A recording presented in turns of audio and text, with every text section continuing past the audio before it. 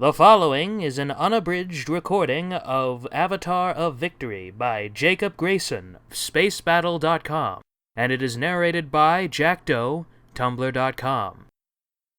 In the year PM 3548, human explorers on the planet Big Demon discovered the remains of an ancient spacefaring civilization. In the decades that followed, the mysterious artifacts revealed startling new technologies, enabling travel to the farthest stars. The technologies represented the greatest leap in human advancement since the beginning of the Avatar cycle. It was heralded as one of the greatest turning points in human history. To the denizens of the galaxy, it was the Mass Effect. Book 1, Sovereign. Chapter 1, The Beacon. It was a darkness as pristine as the edge of the galaxy, and just as littered with stars. It was many, and the many were one. Even as it watched the trillion stars which made it up, moving steadily and slowly through the abyss which was its mind, it was those stars, every single one of them. A trillion points of light, the many ascended to oneness, to wholeness. It remembered the Nizara, the proud, bellicose conquerors of the galaxy. It was the Nizara, all of them. But the very center of the galaxy sat the center of its soul, and that soul was troubled. The resplendent sovereign of Nizara turned its attention inward, to the tiny things which moved through its veins. It was a god turning attention to bacterium upon its perfect form. But it was an important bacterium. The process continued apace. Soon the tool would be perfected. It turned its attention now outward, to the center, as far from its ilk as one could be. One could hear the quiet drone, songs like oily shadows. They spoke now with one voice, but were not whole. They had not ascended. They could not. A part was missing. So they continued to use the one who remained, and Nizara turned its attention back to the stars, which was its soul. There came a song, stronger than any Nizara had ever sang. With it, it felt a trillion lights being pushed away as something stronger entered its mind, speaking the way only the ascended, only the perfected could speak. It was great. It was powerful and ancient beyond all reckoning, even to something as intelligent as Nizara, but unlike any whom Nizara had ever encountered. In the great and innumerable host which even now slept in the blackness at the edge of the galaxy, this one was not a single composed of many. It was not a peoples turned into one avatar. The divine harbinger of ascension was one. It had always been one. It would always be one. Nizara. It turned its attention to the sole being in the cosmos, which was its greater. It has been a long time since you contacted us, Harbinger. Very long. What news of the thralls? It looked upon the core once again, the den of exploding stars and black holes. They labor still. The Avatar of Vengeance has not appeared. Our work cannot end. Breeding continues. The cycle must continue. Either the Avatar of Vengeance will be discovered, or his death will come, and another will be born.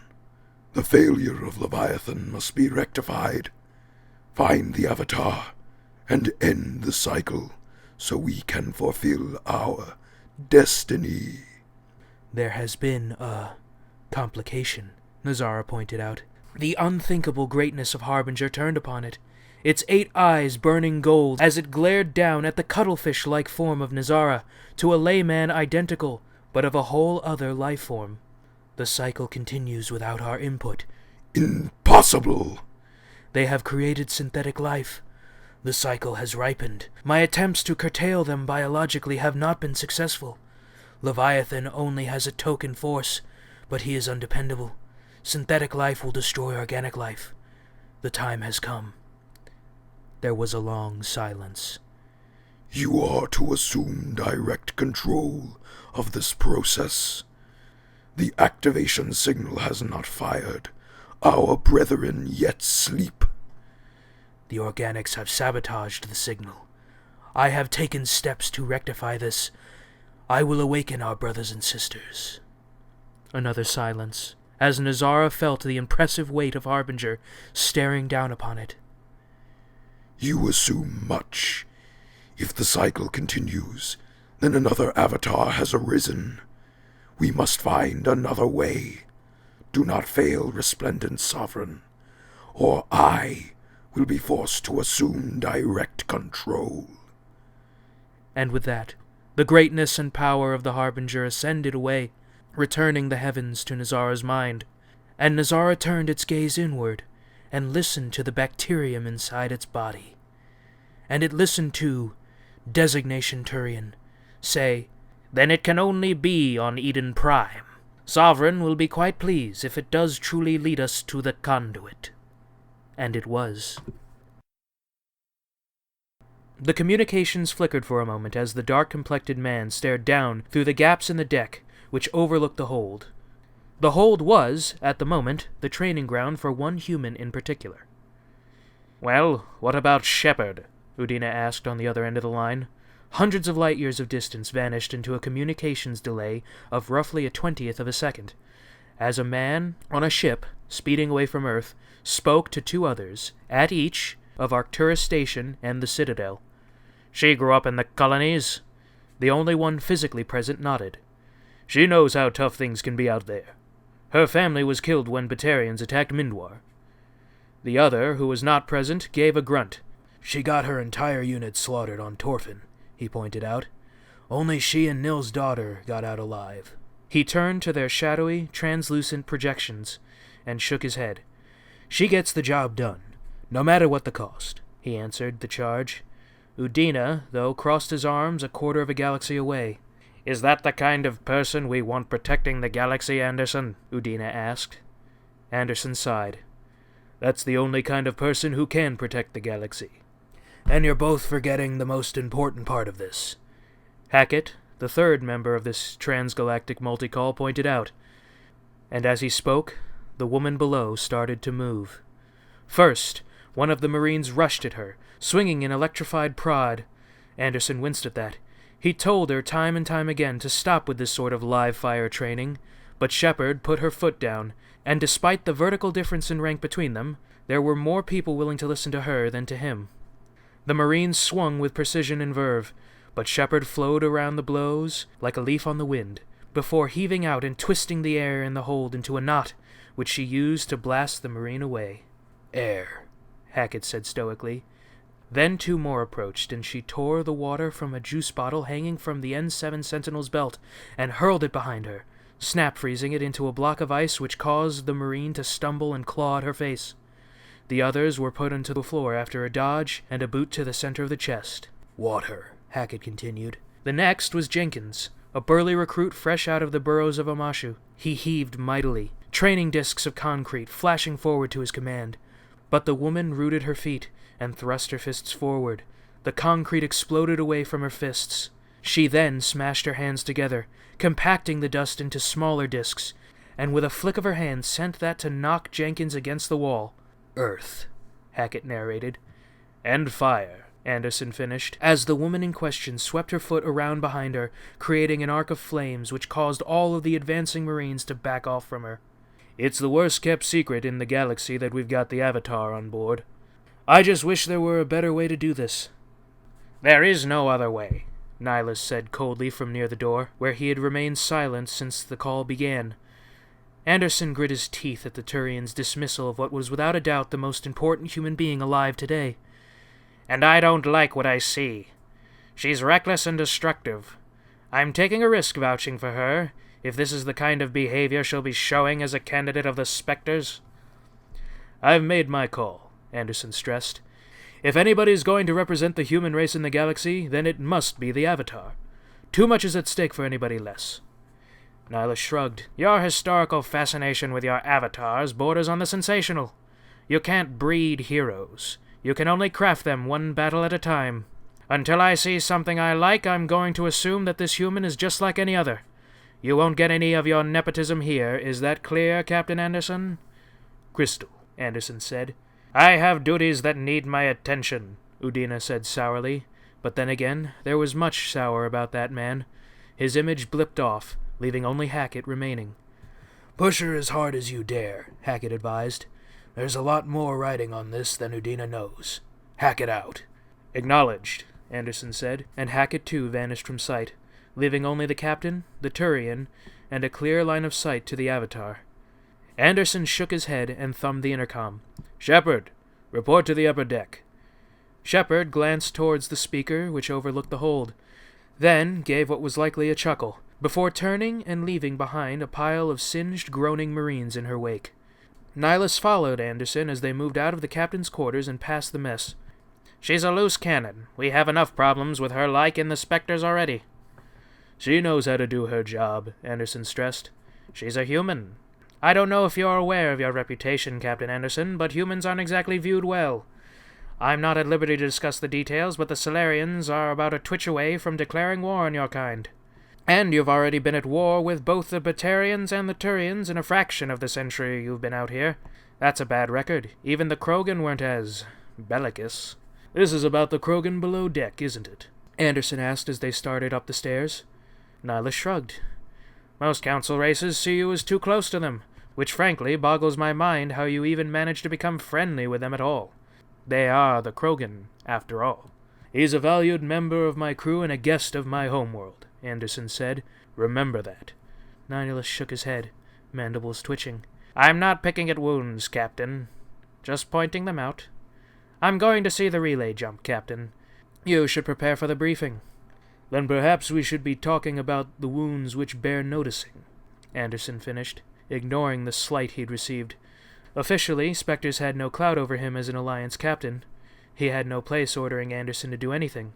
But then again, this was politics, and as far from Anderson's preferred battleground as one could be. He opened the door, made an immediate turn, and passed into the FTL comms room. To no one, he finished. Wounds like Torfin. It was amazing how quickly cultural divides broke down, once people stopped trying for a century to kill each other. It was once considered a holy water tribe trait to have blue eyes, doubly so since nobody else on Earth seemed to get them. Dark skin was the realm of the tribesmen and the Si-Wang-Yi. Pale skin, on the other hand, belonged to the descendants of the Fire Nation of the West. There was a time, only a few centuries ago, that at first glance you could tell where somebody was from, what language they probably spoke, what element they bent, and most importantly, whether they were going to kill you or not. Those cultural divides were a long time dying. But it reached the point where racial traits could mix and match to a startling degree. Take, for example, the woman standing at the fore of the sweeping avian ship, which shot through the void of space at the outskirts of the solar system. Her hair was a rich coppery red, a trait once confined to great whales, a minor nation remarkable for one of the most self-destructive religions, and little else. Her skin was a Fire Nation pale. Her eyes, a bright green of any age-old citizen of Ba Sing Se. She was hardly the only human with such a melange of characteristics. She was just the only one standing in the cockpit at the moment. The other two were both Fire Nationals, dark-haired and bright-eyed. There was one other, but nobody felt like talking about him at the moment. The board is green, beginning approach run, the pilot said plainly. His hands flashed along holographic controls with a precision few could match. As those assembled watched, the great, impressive bulk of the mass relay loomed closer. Its gates spun with an unpredicted rhythm, itself a contradiction in terms, mostly because the person thinking it didn't know the insanely complicated math the mass relay ran on. Its pace picking up just a touch as the ship moved parallel to the device. Hitting the relay in 4, 3, 2... Blue light reached out from the relay, bathing the hull of the ship. A negative electric current flowing through so much element zero that the ship's mass didn't simply reduce, but vanished entirely into some hypothetical negative value, and the relatively small amount of thrust already propelling the ship now catapulted it to many times the speed of light in a vacuum. And right about there, her knowledge of how the mass relay worked ended, so she looked at the pretty colors that filled the cockpit as they bolted across the galaxy in a matter of seconds. Shepard was tense, rolling her shoulders in her armor. Well, strictly speaking, it wasn't her armor. Her armor was in a box somewhere on Earth, locked away since Torfin. This was just training armor, the likes of which was rightly considered substandard by anybody with a working brain in the Alliance military. Finally, the colors came to a halt, and with a lurch almost under her ability to feel, the ship dropped from hyper-FTL to what was still superluminal speeds, if much, much slower. All green, no significant shearing. The pilot glanced aside. Drift? 1500K. The Turian in the room, his plates and mandibles darkly contrasted by the white paint applied over them, clicked his tongue with a dismissive tone. He shrugged and said, 1500 is good. Your captain will be pleased. She gave a glance to him as he returned down the body of the ship. The pilot shook his head, scratching at his beard for a moment. I hate that guy, he said. Alenko, sitting in the co-pilot's seat, turned and gave his counterpart a curious look. Nihilus gave you a compliment, and you hate him, he asked. The pilot rolled his eyes, though. You remember to zip up your jumpsuit after taking a leak? That's good. I just jumped the ship halfway across the galaxy and landed on a target the size of a pinhead. That's incredible. Besides, having Spectre on board is just asking for trouble. Call me paranoid. You're paranoid, Joker, Alenko said. The Council helped fund the creation of this ship. They've got every right to have oversight. But a Council Spectre? Shepard said. That's not oversight. That's overkill. My thoughts exactly. Joker, as the pilot of the ship tended to be known, agreed. It's never a good idea to believe the official story, especially when aliens are involved. What about Addix? Alenko pressed. He's Krogan, he doesn't count. The intercom chirped to life again, causing all to look up at the speaker, which was more a matter that they were trained from childhood to do something similar, since they all had subaudible transmitters installed for communications as part of Alliance Marine orientation. They would hear clear as day no matter where they were in the ship. Joker, status report. Anderson came through, clear and authoritative. Joker sighed, and flicked a few controls, causing the lights to become what Moore would consider normal. We're clear of the relay and transited in system. Stealth systems are engaged and operational. Everything's green as the Earth King's pajamas. Good. Hook us into a communications buoy and get the status report on Eden Prime, and send Shepard into the comms room. She's due for a proper briefing. Aye, aye, Captain, Joker said. He turned back to her. You heard the man in charge. Best get walking. I'll go when I'm ready, Shepard said. Ready better come quickly, Commander, Alenko suggested. Much as the captain is known for his sunny disposition, I'm pretty sure Nihilus wasn't named that by accident. Yeah, somebody with people skills should have a name like Nihilus. Or Doommouth the Insulter, Joker offered. He shook his head. We go out into space and they all have weird names. And they don't even want our women. I feel mildly insulted by that. Speak for yourself, Shepard said, turning back and walking down the long path which connected the helm of the CIC of the SSV Normandy. She hadn't made it far before the Turian was at her side again. She shot him a glance. Hiding in the airlock? Trying to ambush me before my briefing? Do you always speak so brashly to honored guests of your military? Or is it because I'm an alien? Nihilus asked. She did not appreciate his tone. I've got no problem with aliens, just the ones who try to kill us all. Holding a grudge for a war which happened the year you were born? How very human of you, Nihilus said. That war was the reason I was born, Shepard said bitingly. What do you want? I wanted to hear about this world we're going to. Eden Prime, right? She paused, standing near the great map which displayed the Milky Way, and the relay network which made traversing it feasible. I hear it's something of a paradise, Shepard said. I wouldn't know. I've never been there. I hear it's quite beautiful. Serene? Safe? Nihilus said, staring with those black-rimmed eyes at her. Say what you would about the Krogan, but at least you could pretend that they were human when you looked at them the right way. No such luck with Turians. It's become something of a symbol for your people. Proof that you can not only expand into the galaxy, but protect yourself as well. But how safe is it really? Is that a threat? Shepard asked. The war between our people is over, and our guns are cold. You're the one holding a grudge, Nihilus said with an almost condescending ease. The galaxy is far older than you are, and it's more dangerous than you can imagine.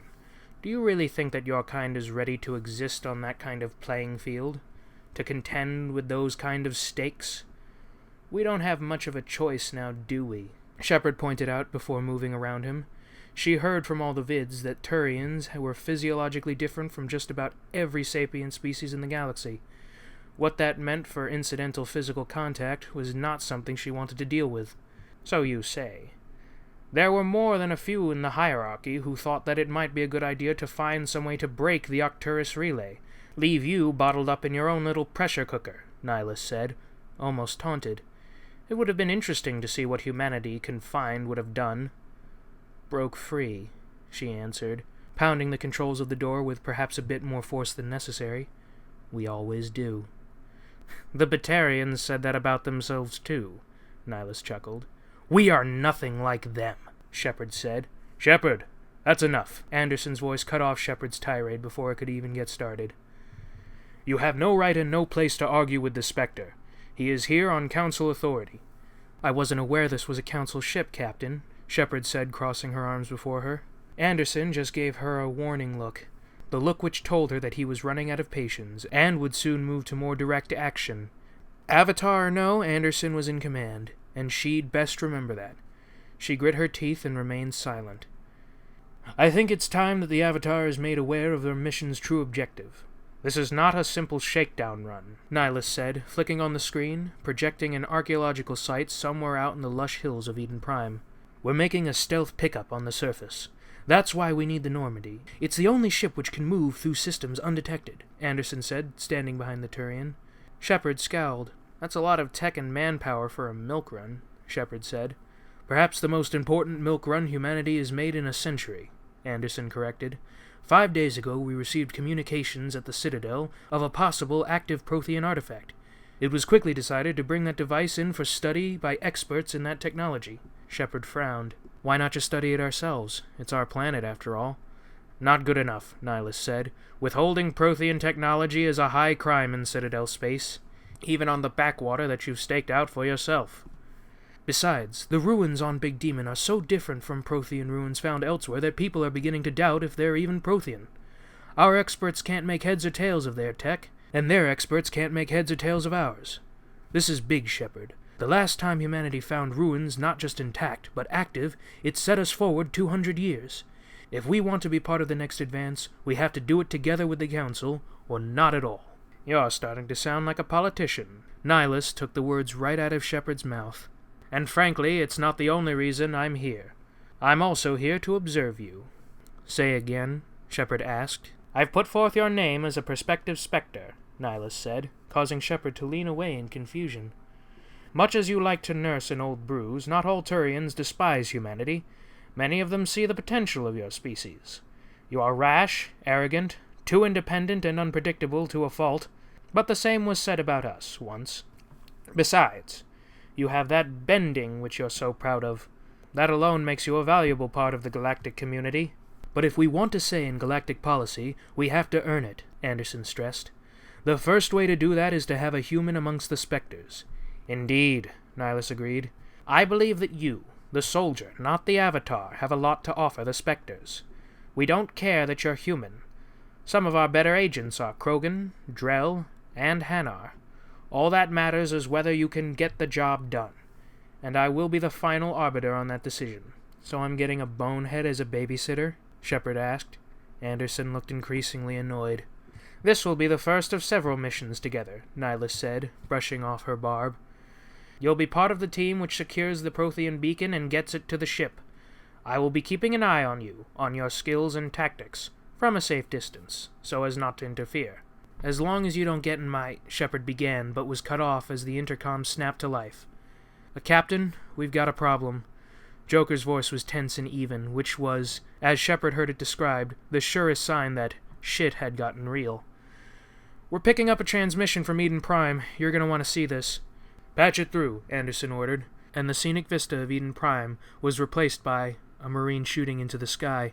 The sound of explosions and screaming assaulted the room, as the camera swung about without purpose or goal. Finally, a dark-skinned woman shoved the bearer of the camera into the dirt. "Get down, you great idiot!" the woman shouted before turning and firing into the distance. To Shepard's ears, the sound of those impacts weren't quite right, like they were shooting at squishy metal. Finally, the camera was turned to one in particular, a man wearing the same second-rate armor which Shepard was, for the moment, saddled with.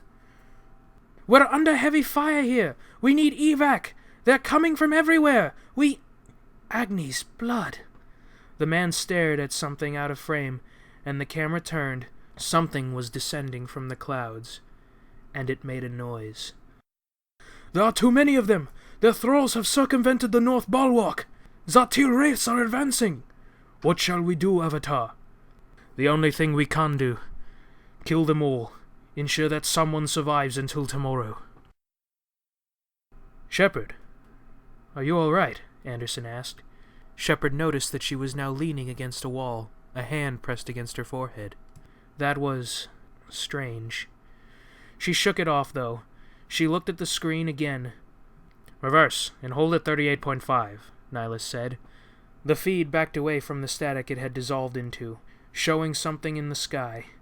Red lightning arced from finger-like growths, almost like an unspeakably vast hand was reaching down from the sky. What is that, Captain? Shepard asked. We're about to find out, Avatar, Nihilus said. Get your squad together. I'll head in on my own. Anderson nodded. Good. Shepard hated when she was stuck riding the bench. At least this way she could be out there fighting. In that, she and Nil's daughter were two peas in the same pod. The squad, as it turned out, was Shepard, the Earthbender Jenkins, the biotic Alenko, and of course, Nil's daughter.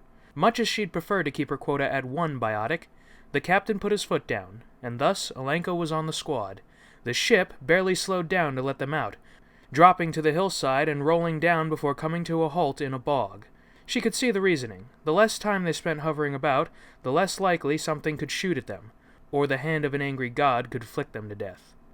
That wasn't my favorite kind of landing, Alenko said as he flicked the mud from where it lay over his Omni-tool, which was otherwise glowing orange against his wrist. He pointed ahead of them. The dig site is roughly a click that way. Man, this takes me back, Jenkins said, rolling his shoulders. I spent a tour in Garrison here. This place is amazing. Hasn't anybody ever told you? That's how they rope people into this colony bullshit. Nil's daughter opened, her full lips pulled into a smirk. They sell you with the strange animals and leave you to wallow with weird diseases and scale itch while they make money selling what you pull out of the ground for 'em. How remarkably cynical of you, Alenko said flatly. That's the way the galaxy works. Every now and then somebody will be kind enough not to fuck you over. But you shouldn't hold your breath waiting for it, she answered the LT, in her usual insubordinate manner. Shepard shook her head and started to slog through the mud. She'd made it about 100 meters before something moved in her vision, less than 100 meters out. With a punch of her fist, a jet of flame seared forward, striking that target and causing it to detonate outright upon contact. A second later, she pulled the rifle from her back. Then she actually looked at it and let out a groan. Lancer? Really? Everything based on the Avenger frame was an ostrich horseshit rifle, and anybody who said different was deluded. No range, no accuracy, and Nil's daughter's foul language had more stopping power. Somebody mind telling me what that was? Shepard asked. Jenkins waved in front of her, causing her to lower her terrible rifle. He then walked up to another of the bloated, floating things, and began scratching at it. It made a weirdly cute peeping sound. It's a gas bag, Commander, he said. They're harmless. Gas bag? This planet has living farts? Nil's daughter asked. Yep, sounds like a paradise to me. It takes all kinds, Alenko agreed. Can it and move out, Shepard said. We're not here to play with the local fauna. Of course, Commander, Jenkins said, and then moved back into point. Alenko gave her a glance. Something on your mind, LT? Shepard asked. This place, it smells like fires and death, he said. Ah, so we've got a poet.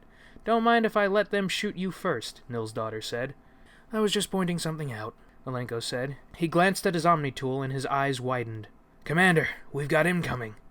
What? Batarians? Vorcha? Elcor? What? Shepard demanded. The scans can't pin them. Just that there's something coming our way, and it's got a lot of power coming from it. Tank! Jenkins said, and quickly ran forward to the base of the hill. With a stomp, he twisted the landscape into a maze of barricades and tank falls to stymie any armor which tried to deploy down at them. Alenko, though, shook his head. I don't think this is armor, Commander. Then what is it? Shepard asked, before stomping the ground and giving herself a barricade to brace against. Alenko dropped beside her, still reading intensely and tapping furiously. I'm getting 5 signals, but they're all outputting like guardians. He then looked up. Wait, could it be the... Her question of the what was cut off when 5 figures moved out of the trees at the top of the hill. They looked humanoid, at first, but only an idiot would mistake their metal skin for armor. It moved with them too well. It was shot through with pipes and crackled with a reddish light. Their faces were, well, they looked like flashlights. One red eye glaring forward. Shepard hadn't the first clue. Geth, Alenko whispered. "They'd die like any other," Jenkins said, and then he popped out of cover, and his lancer sprayed fire at the Geth, and more tellingly most of their surrounding area. While the bullets did manage to pock one of them, there were tellingly two types of them. One, standing flashlight and shoulders above the others, was like a platypus bear, and colored a dark red. It reached out one finger towards Jenkins, and when it did, there was a massive electric discharge. Jenkins staggered back, and the same electricity bathed Nils' daughter, eliciting a loud and agonizing "fuck" from the latter, and driving her onto her back. The smaller of the Geth scattered, moving in perfect unison, a harsh and unpleasant buzzing hitting the air as they quickly co-opted Jenkinson's bending to fire down from. "Just tin toys," Shepard said. She popped back up, staring down the sights of her shitty rifle. "Toys break." And with a squeeze, years of practice came into motion. A stream of projectiles, each roughly the size of a grain of rice but traveling at many times the speed of sound, tore away from her gun and tore through the crackling kinetic barriers around the automation, before finally tearing into flesh, and causing something white and viscous to splatter into the grass. The machine tipped back, as lifeless in death as it was previous. She ducked back, and Alenko popped a few shots of his own. "Good shooting, Commander." "Bending can't solve everything," she pointed out. Alenko just rolled his eyes.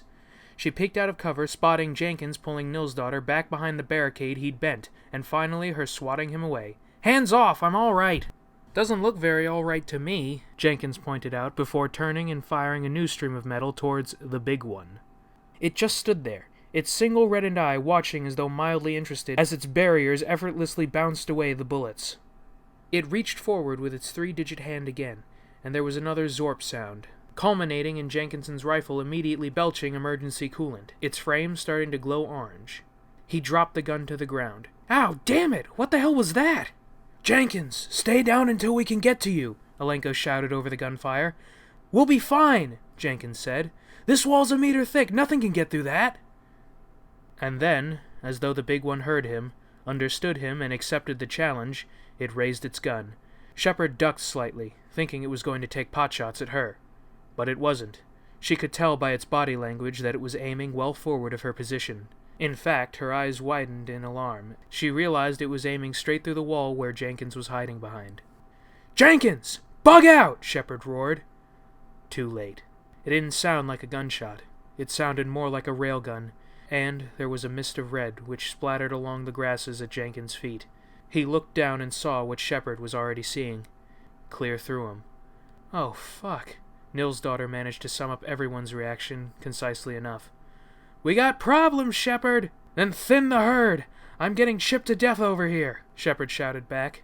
Nils' daughter nodded, then peeked over the barrier, which was now seeming woefully inadequate. Luckily, while that supposedly man-portable cannon packed enough punch for a Mako, it had about the same refire rate.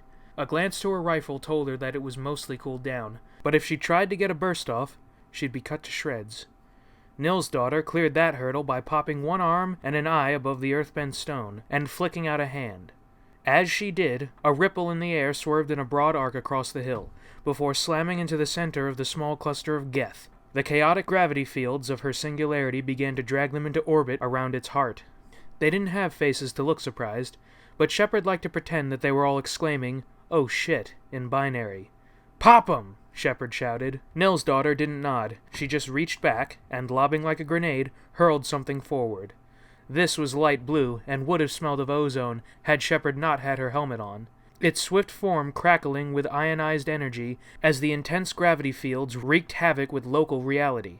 She didn't know much about why certain biotic abilities did different things. All that really mattered to Shepard was that when the warp hit the singularity, both ceased to exist, and they did so with a catastrophic and delicious explosion, far in excess of what either alone could have done. The floating Geth were torn to bits, hurled across the surroundings. The big one, on the other hand, was hurled to one knee, its armor pocked and scarred, showing that its kinetic barriers were finally at last down. Shepard wasted no time.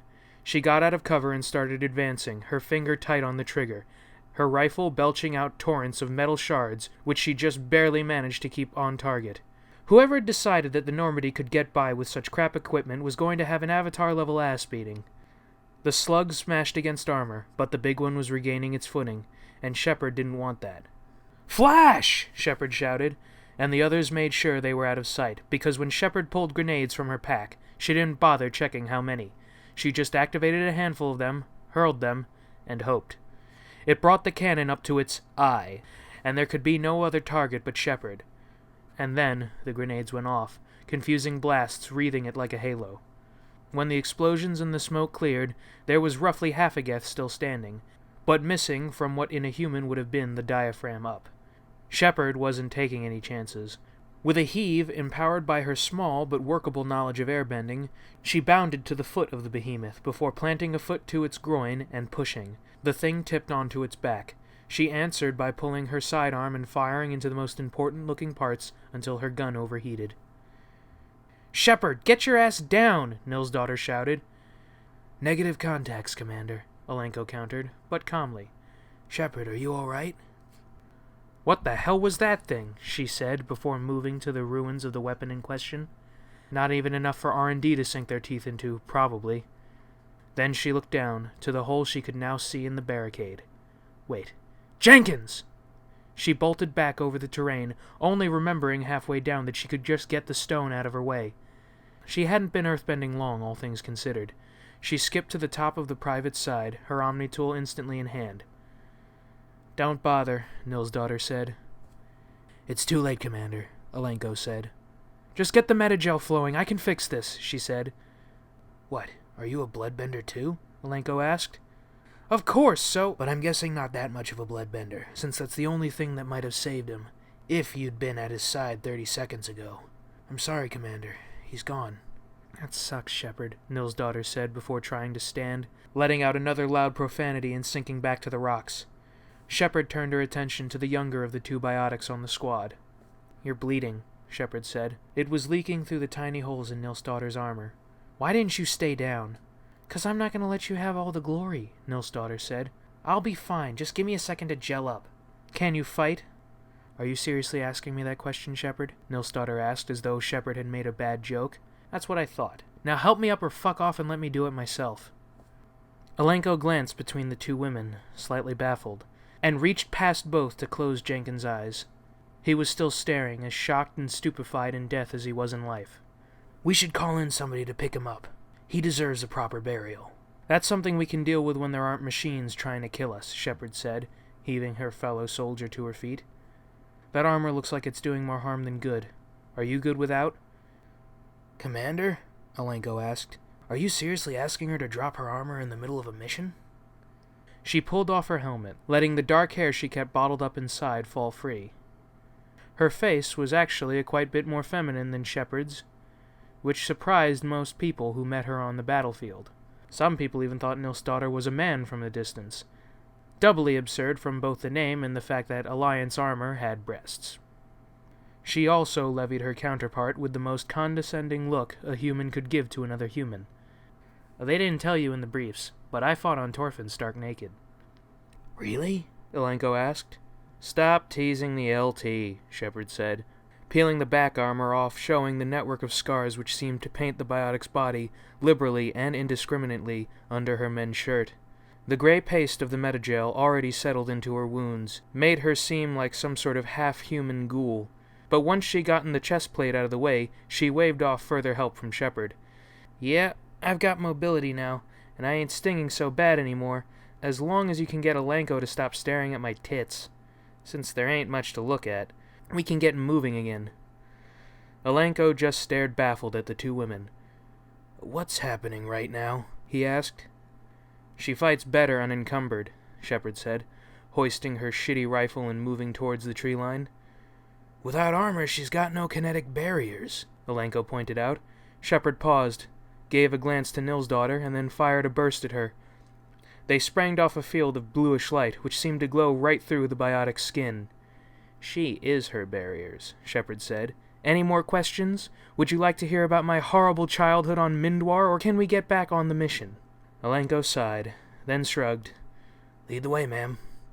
"That's right," Shepard said, before moving forward again.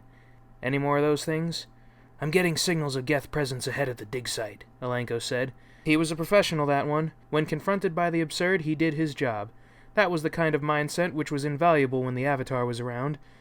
The universe tended not only to play dice with the galaxy, but played with a loaded set the closer you got to the avatar itself. She let trees pass her by, moving ever closer to the dig site, sometimes pausing as something flew overhead. From the fact that Alenko kept so deadly silent, she had to assume that he was reading them as Geth drones. Thus, she didn't draw attention. Nilsdaughter, on the other hand, started to look more and more antsy. She likely wanted to punch something. She was hot-headed at the best of times. In the worst, she was a damn berserker. "Hear that?" Alenko asked. "Gunshots." "Good," Nilsdaughter said. She limbered her shotgun, a distant, dangerous smirk coming across her lips. Her eyes 1,000 light-years away. "Means more Geth to stomp."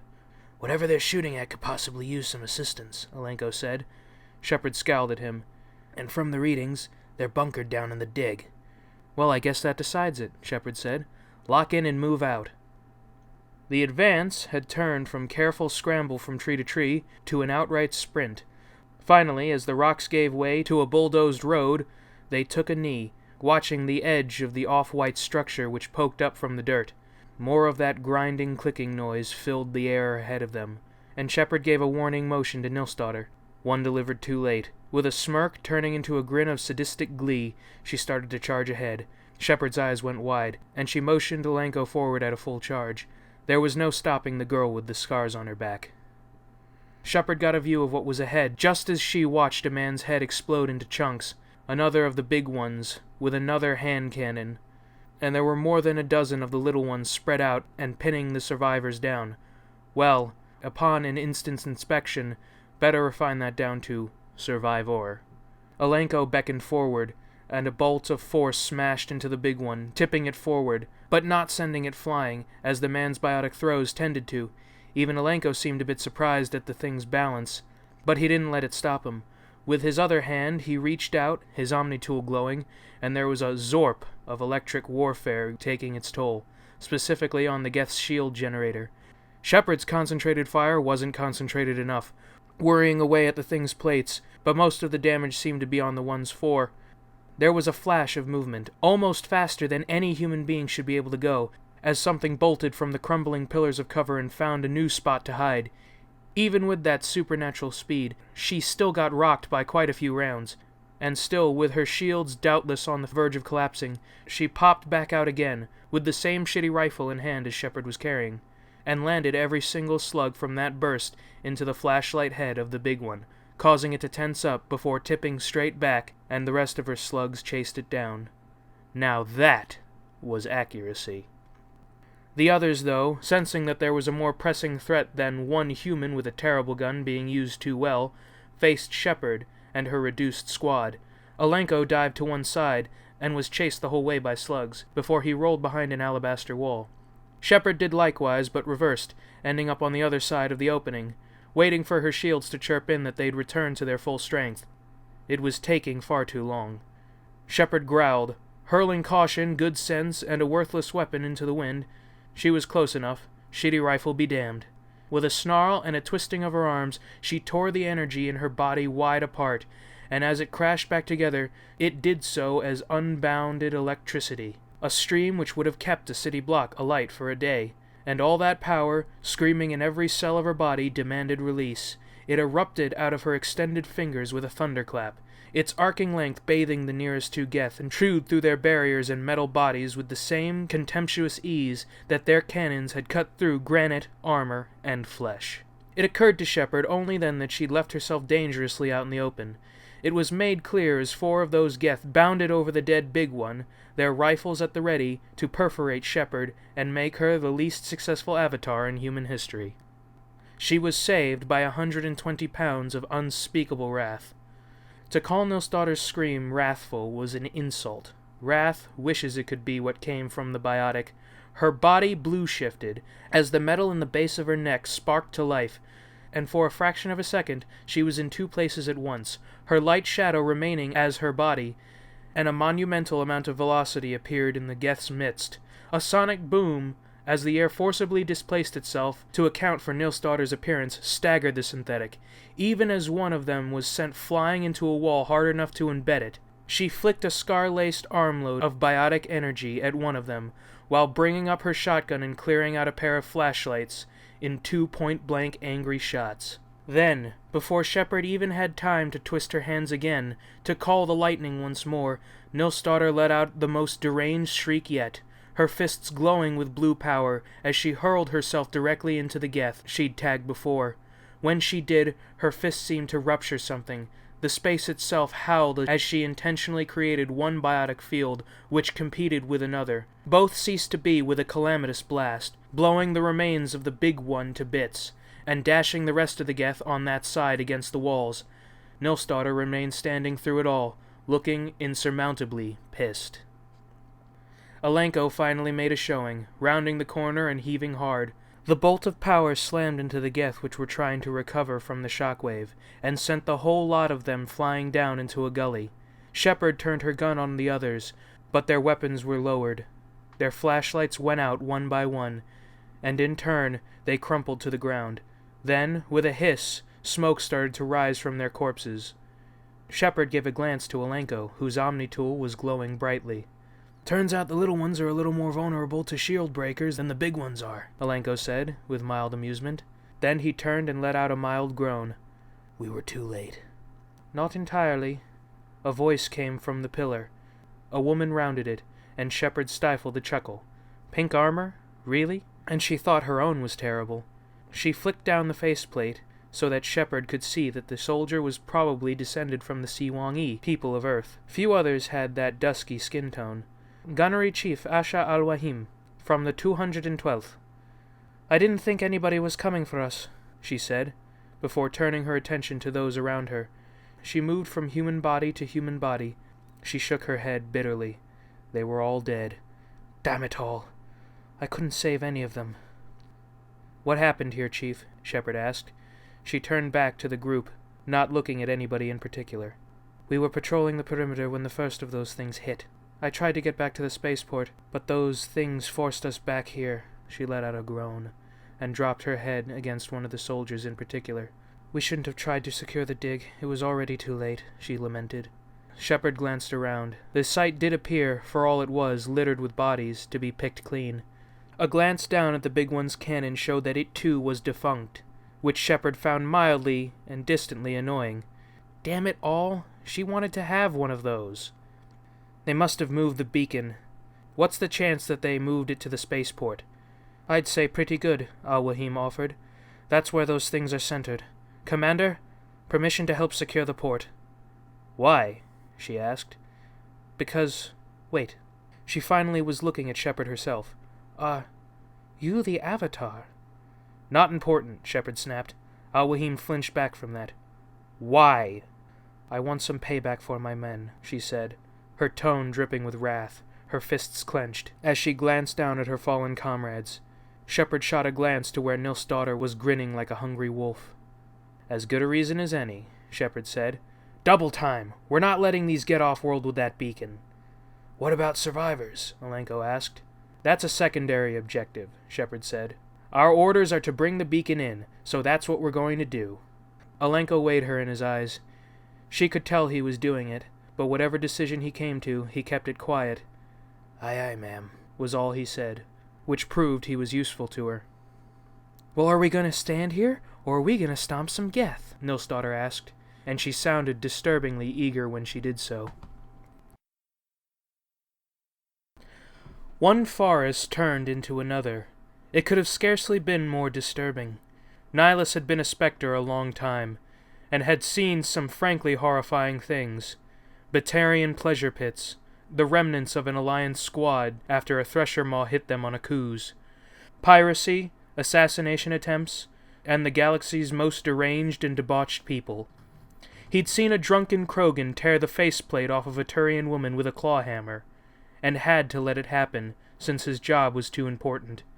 So when a forest of trees gave way to a forest of impaled humans, he'd had only a moment's pause, but it was a significant moment. Nihilus looked up at the humans with a detached curiosity on top of his disgust. It was horrible, yes, but he didn't understand why. The Geth, and what the Geth were doing outside of the Perseus Veil after all this time he had no idea, shouldn't have been capable of terror tactics. They were machines, they didn't feel, and shouldn't be able to comprehend feeling. So why impalement? Nihilus noted one of them, a human woman of no more than 20 years, dangling from one of those spikes in the ground. Her fists clenched, her lips quivered, her eyes were pressed shut. Still alive? Gruesome. Nihilus sighed and gave her the only mercy he had at the time and capacity to offer. A bullet to the head solved a lot of problems. Ahead he could see something. He'd have called it their ship, but he had no idea the Geth could create a ship 2 kilometers long. Come to think of it, the Destiny Ascension was the biggest ship in Council space, and it was only half so massive. He continued forward as that human girl hung limply now. Yet another nightmare to be relived in his sleep. He'd had enough of those for 10 Turian lifetimes. There was a sound from that ship, almost like a horn. If a horn were somehow the size of an arcology, and could sound from the entire structure at once. He saw movement on the platform of the maglev station, and quickly sprinted forward. One could say many things about Turian physiology, but when it came to running, they were about as ideal as a biped could be. Humans might have them beaten for endurance, even over Krogan, who tended to get bored and angry after more than a day, but Turians had speed. So he took the platform easily enough, rifle in hand. He leaned out from beside the containers which littered the port, and what he saw caused his mandibles to flap slightly, not in disgust or awe, but in simple confusion. "Saren?" Nihilus asked. He beheld his fellow Turian, his fellow Spectre, stalking around the platform, watching something. Saren cast a glance his way. Most people considered Saren severe, even for a Turian.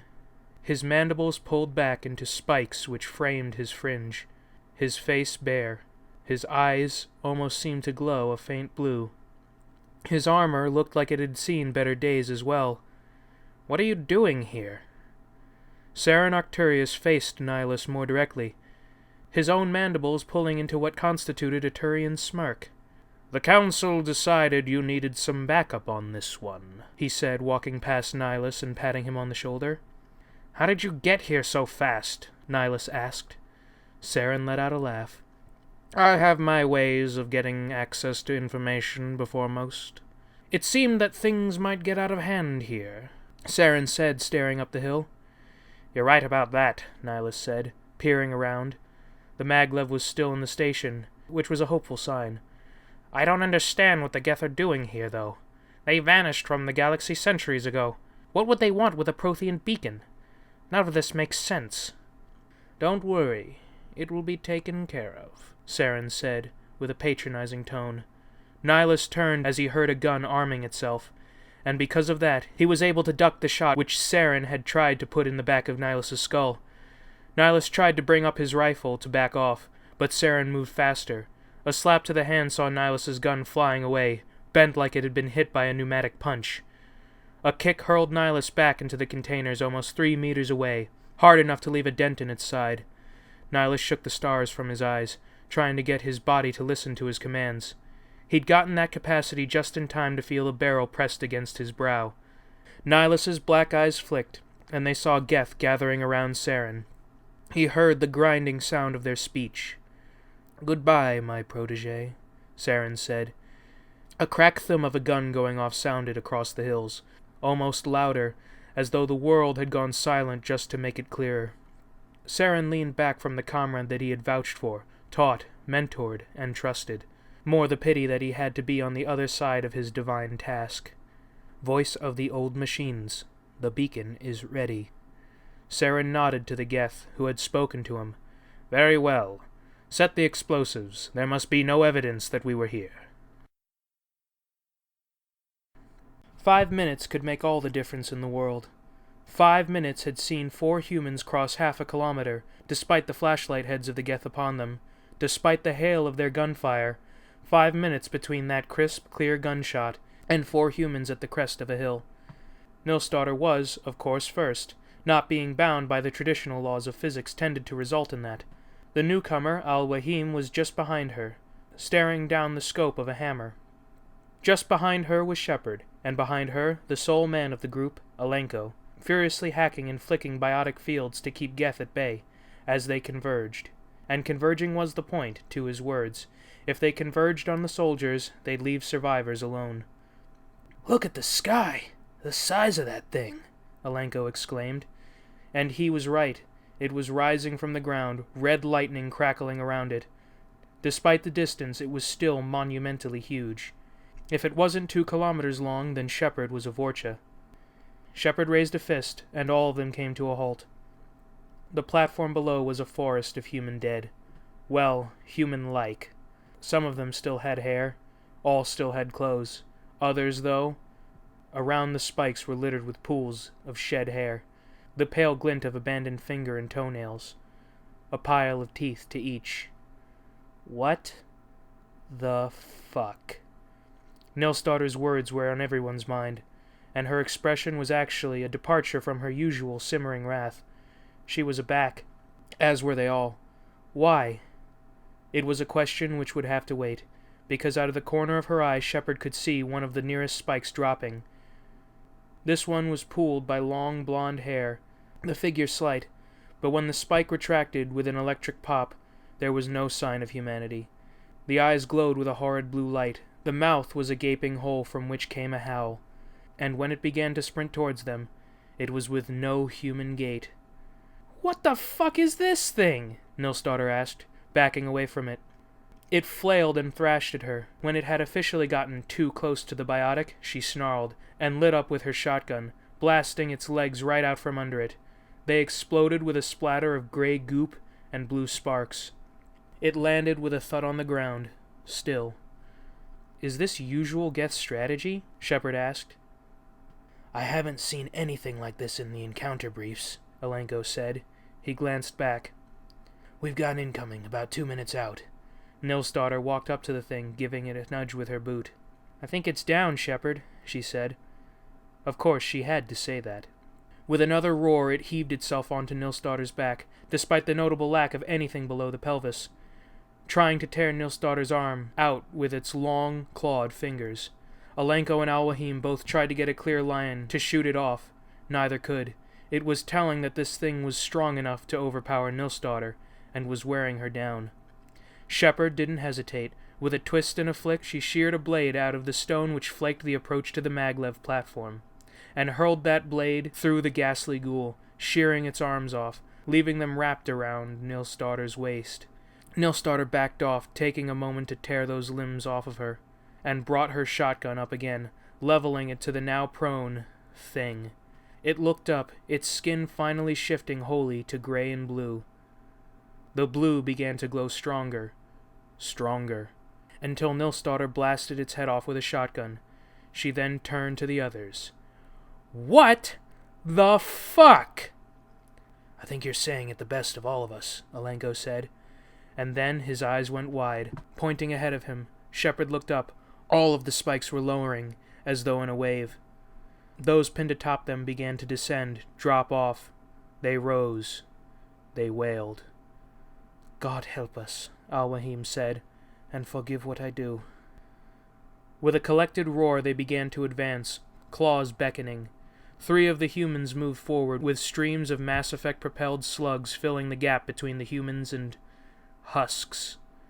One stayed back, her teeth gritting, anger boiling, until she finally beat out the confusion and fear, and with a bound she was amongst those things, landing with a bow wave.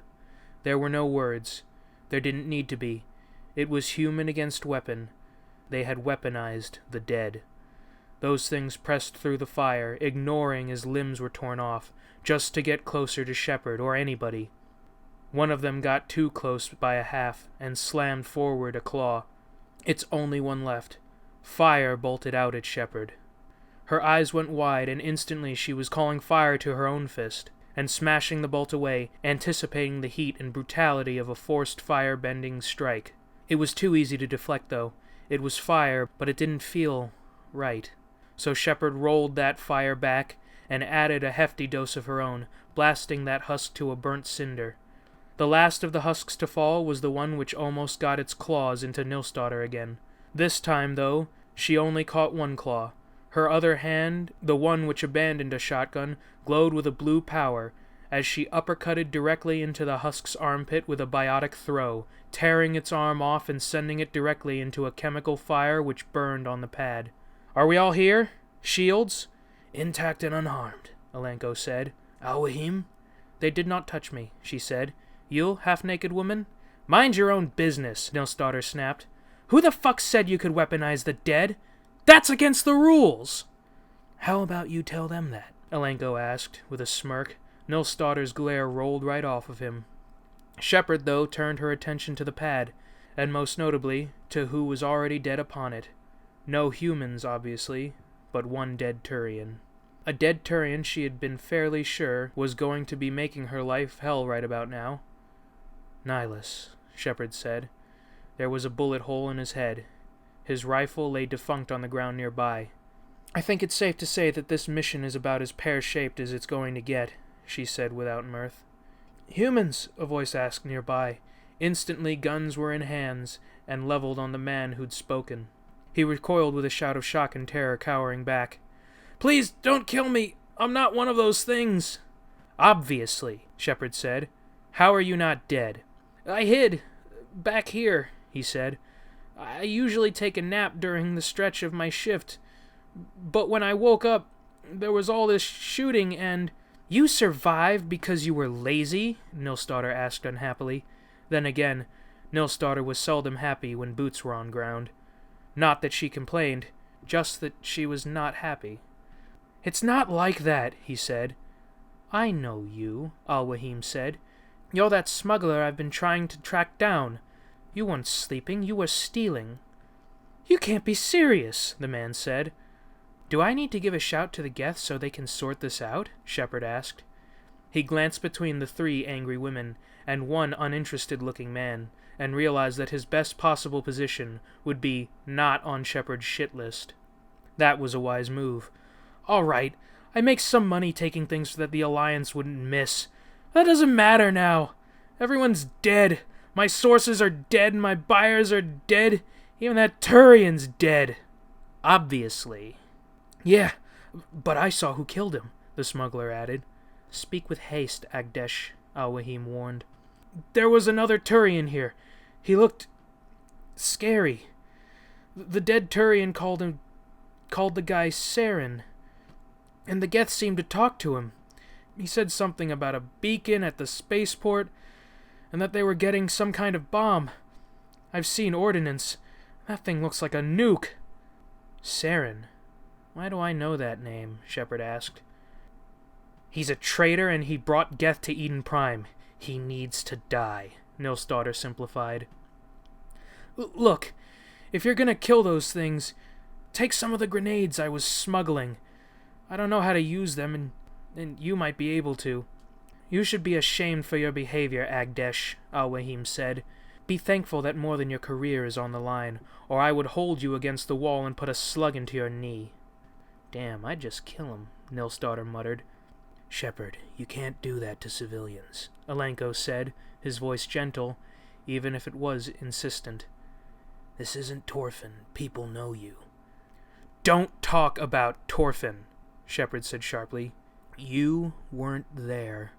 "And this is something which should be discussed at some other time," Al-Wahim said, with a dope slap to the armorless biotic. Perhaps not the wisest of ideas, from the growl which escaped the latter's lips. "They are going to destroy the colony. That is more important."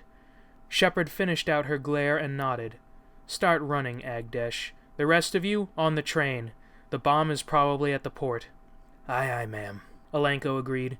She gave one last glance behind all of them as she bounded the guardrail, into the train which started to move a few moments later. A forest of spikes, festooned with the dead which came back to life. It was a perverse mockery of everything which she knew to be right, and realistically, she wasn't sure how to deal with it. She might have, once, back when she was still a normal girl, back on Mindwar, before the Batarians. Oh, the anger burned still.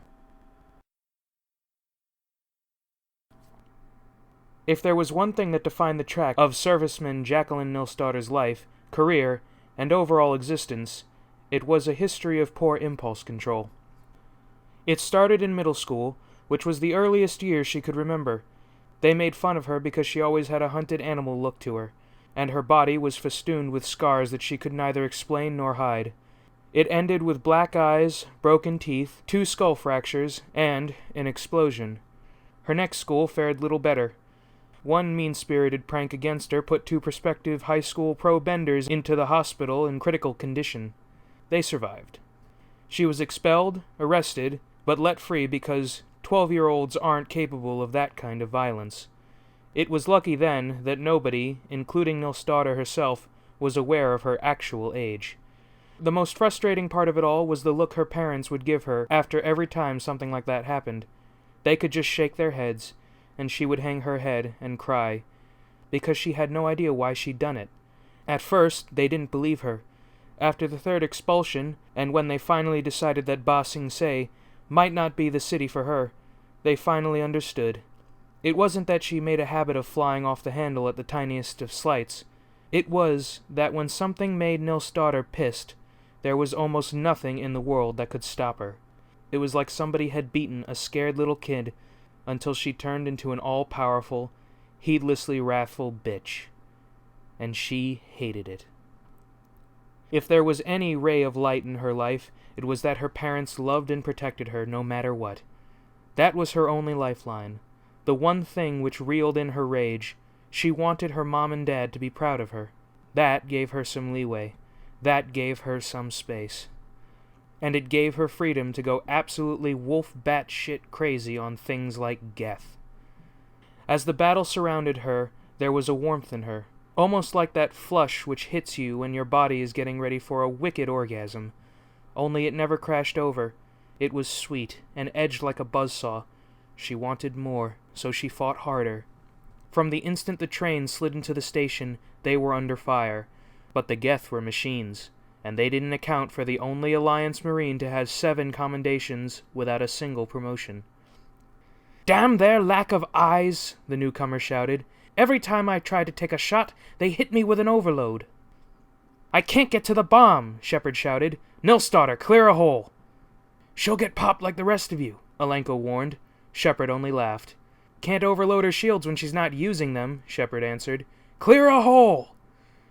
"With pleasure," she said. She focused her will, her lips pulled into a grin, and with the implant in the base of her neck sparked to life, the pea-sized particles of Eezo encapsulated in her brain thumbed to life. The light before her blue shifted as her biotics twisted space into a funnel, shoving out all of the pesky distance between her and where she wanted to go. Then a punt to her own back sent her flying through the rift, before she detonated both fields, sending Geth flying around her when she instantly traversed more than a dozen meters of open killing ground. She didn't know herself well enough to know why she fought the way she did. She had years of training and years more of combat experience. She'd managed to get out of boot and be assigned into Commander Shepard's squad just in time for Torfin. The 2 of them learned a lot about each other down there. But even then, she couldn't say why she fought so viciously, so hatefully.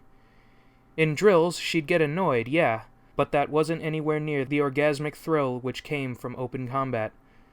Knowing that one wrong move and you're dead. Knowing that the other guy wanted to kill you. It was intoxicating. And that was a little creepy. She moved through their ranks, hurling biotic assaults as often as her body would allow. In short order, she was blasting through those Geth with the same sort of utter brutality that she'd shown the Batarians. Only, these things bled white. She launched a full biotic kick into one of them, strong enough to shear its body in half, before snapping the field back in on itself, and causing the dismembered torso to heave back towards her. Nilsdottir ducked out of the way, and the torso slammed into a second Geth, which was trying to blast her head in with its bulbous rifle. And Nilsdottir growled, that directionless wrath starting to swell. She twisted, hooking her shotgun into the neck gap of one of those machines, and with a trigger pull, the flashlight and everything attached to it was blasted away.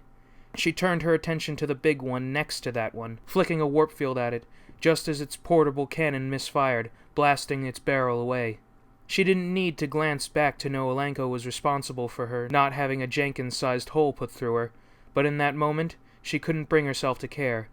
With a howl, she bounded over its head, into a cluster of white-hulled Geth carrying missile launchers, heedless of the danger, and slammed her fist into the ground, erupting a shockwave of pure gravitational power, one which sent the rocket troopers flying into the air and then dropping them onto the maglev rails to get fried, or else just being smashed against the walls of the spaceport, and causing the big one behind her to burst. She was raising to her feet, grinning as she saw the biggest one yet before her, but the air shimmered in front of her, and suddenly that grin faded just a little, as a shotgun barrel appeared out of thin air at eye level. She didn't even have a moment to contemplate mortality, since that rapidly appearing Geth was then struck by lightning, and then its upper torso was cleaved open explosively by a metal slug traveling at hypersonic speeds, striking it in what would later be discovered as the perfect spot in a Geth frame to cause the thing to essentially fall apart. She knew her stuff, that desert girl. Now cleared of obstacles, Nilsdaughter started to focus her attentions on the one which was now properly reclassified as the Big One. The big one before this one was just a warm-up. This thing dwarfed those by a head easily, and they looked like they were built to withstand a tactical nuke strike. But they were not, she guaranteed, bulletproof against Jackie Nilsdaughter. She flicked another warp at it, the easiest 1-2 punch she had, and by a wide margin, the most satisfying. Then she howled once again, and the implant in her brain whirled back into overtime, and the world blue-shifted around her once again. She launched herself across the distance, landing with a thunk, fist first against its chest. The detonation of the competing fields was every bit as devastating as it had ever been. But the big one, the prime, it was still standing. She'd not even brought down its kinetic barriers. Her eyes went wide, and she tried to hurl a biotic kick at it, to give herself some room, but the hulking synthetic was faster than that.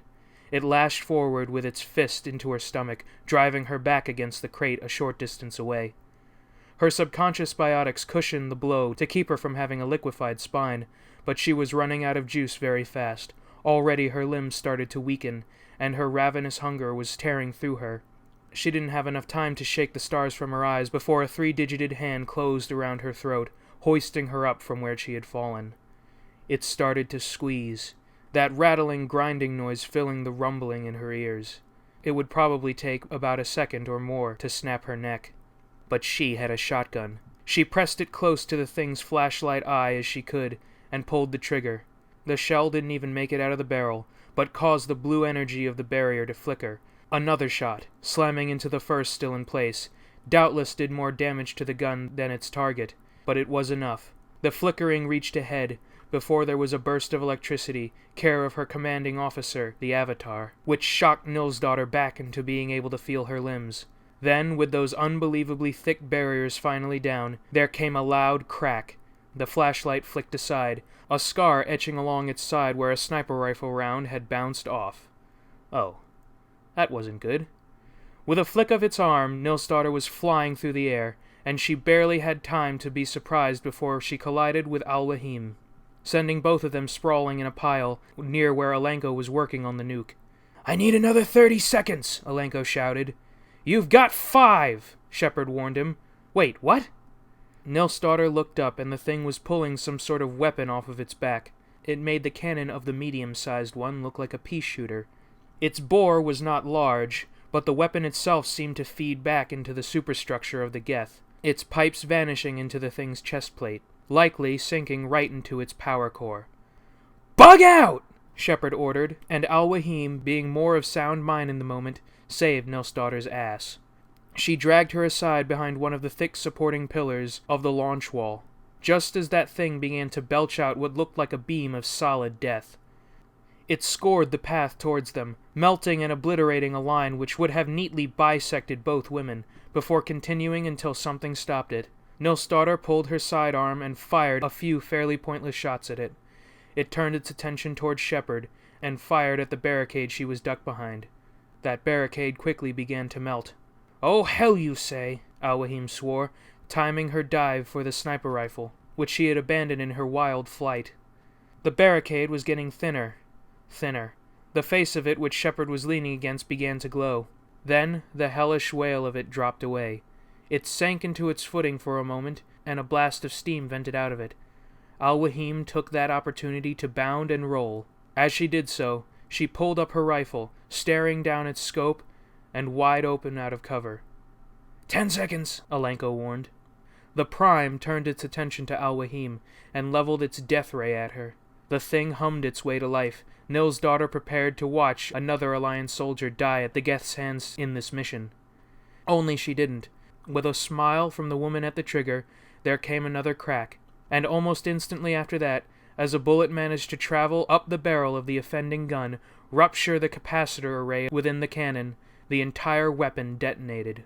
That detonation begot others, reaching up into the very body of the Prime, and then there was no body of the Prime.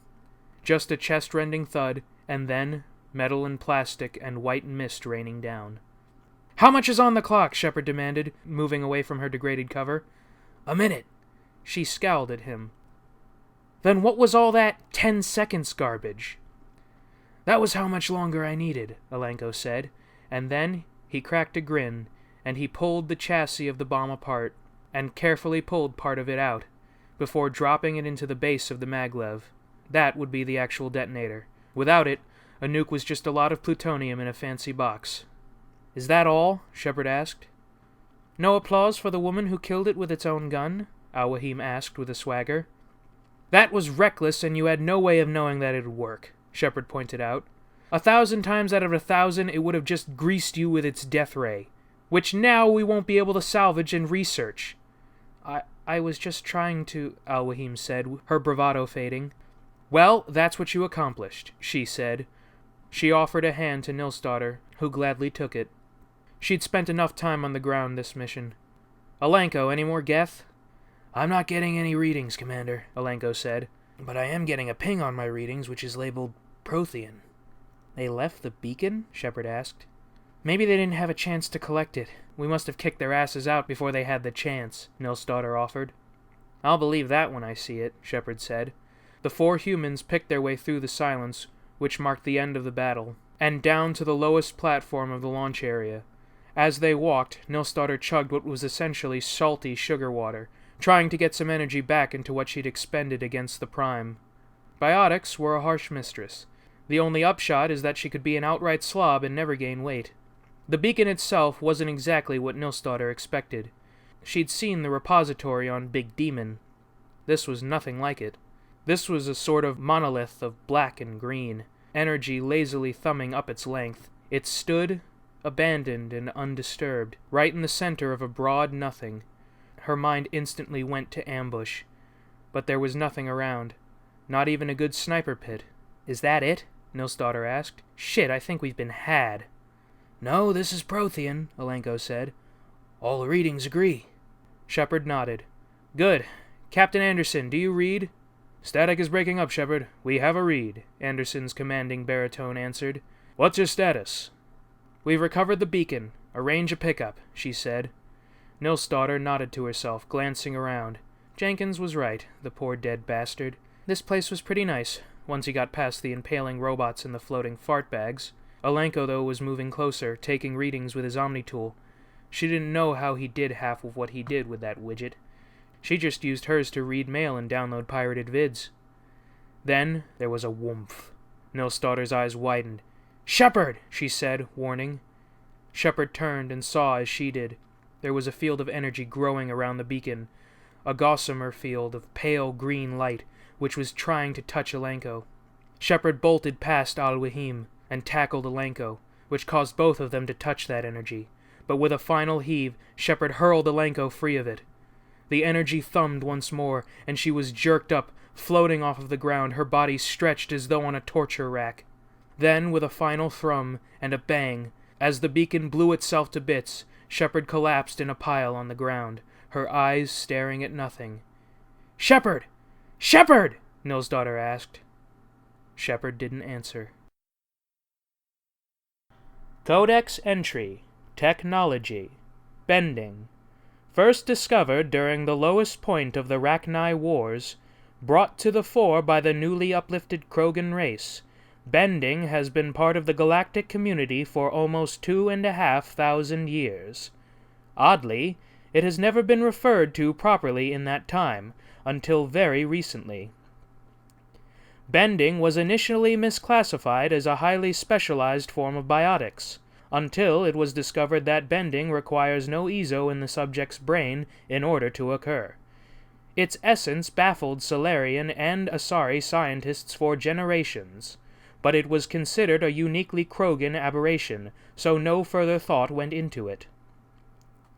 The discovery of the Batarians upended that thinking. They could not only control Earth, but also fire, once again without any need for eezo or biotic potential. Unlike the Krogan, who were initially quite willing to submit to experimentations, the Batarians guarded the secrets of their bending jealously, to the point that even attempting to train a non-Batarian in the elemental martial arts is considered the hegemony's highest crime, on par to treason. The Solarian STG sent teams to discover their secrets, unsuccessfully, for the entire period between the Batarians' rise until they broke off contact with the Citadel in the wake of the Alliance Hegemony War 15 years ago. Humanity appeared to be the only group who can use bending in all of its forms, without extreme difficulty. They can trace their manipulation of the elements of air, fire, water, and earth back thousands of years, and it was so ubiquitous throughout their history that they based vast swaths of their technological development upon it.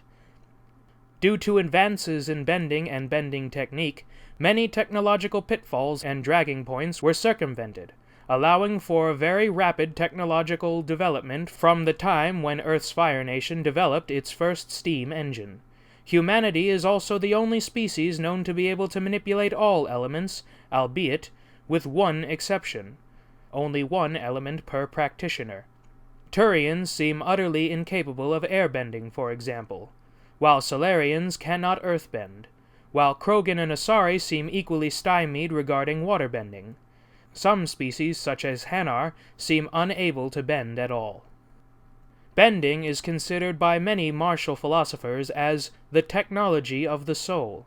While there have been brutal dictatorships based around both the possession and eradication of bending as it exists, the benefits to medicine, as waterbenders can heal wounds without any surgical apparatus, energy, as firebenders can project coherent streams of electrical energy from the atmosphere, and construction, as earthbenders can move both stone and most metals with ease usually reserved for construction equipment, make it an invaluable part of society, one which was gratefully accepted by the Citadel Council as a restoration for humanity's introduction via the First Contact War.